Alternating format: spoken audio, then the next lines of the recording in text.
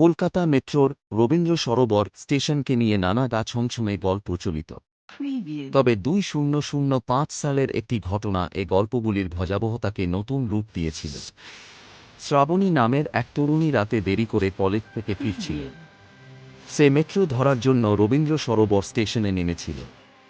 রাত তখন প্রায় 10:30। স্টেশন প্রায় ফাঁকা। কেবলমাত্র দূরের বেঞ্চে এক বৃদ্ধ বসেছিলেন, তার মুখ অন্ধকারে ঢাকা। স্টেশনের পরিবেশে এক অদ্ভুত নিস্তব্ধতা ছিল, যেন সময় স্থির হয়ে গেছে।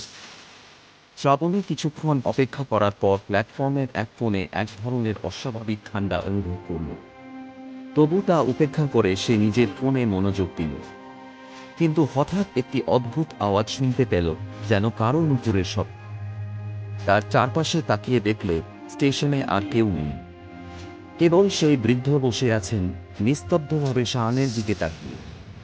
নুপুরের শব্দ ধীরে ধীরে বেড়ে চলছিল, যেন কারো পায়ের ছাপ তার দিকে এগিয়ে আসছে। ভয়কে উপেক্ষা করে শ্রাবণী উঠে দাঁড়াল এবং প্ল্যাটফর্মের অন্য পাশে গিয়ে দাঁড়াল। কিন্তু যতই সে সরে যাচ্ছিল, নুপুরের শব্দ ততই তার কাছে আসছিল। ভয় তাকে গ্রাস করতে শুরু করল।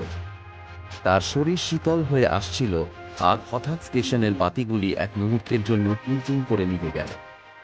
বাতি জ্বলতেই শ্রাবণী নিজের সামনে এক মহিলাকে দাঁড়িয়ে থাকতে দেখল।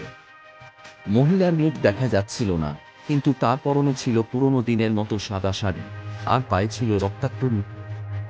শ্রাবণী আতঙ্কে কেঁপে উঠল। মহিলার শরীরটা যেন অস্বাভাবিকভাবে কাঁপছিল, আর তার হাত দুটি সামনের দিকে বাড়িয়েছিল, যেন কারো সাহায্য চাইছে।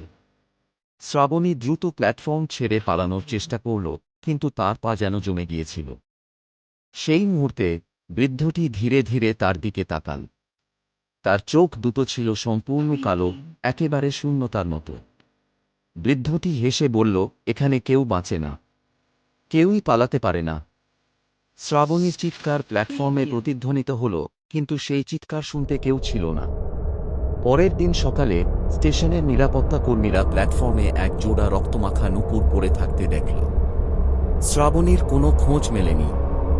আজও রাতের দিকে রবীন্দ্র সরোবর স্টেশনে যারা শেষ মেট্রো ধরে, তারা বলে কখনো কখনো নুপুরের শব্দ শোনা যায়, আর স্টেশনের বাতিগুলি যেন অদ্ভুতভাবে টিমটিম করতে শুরু করে।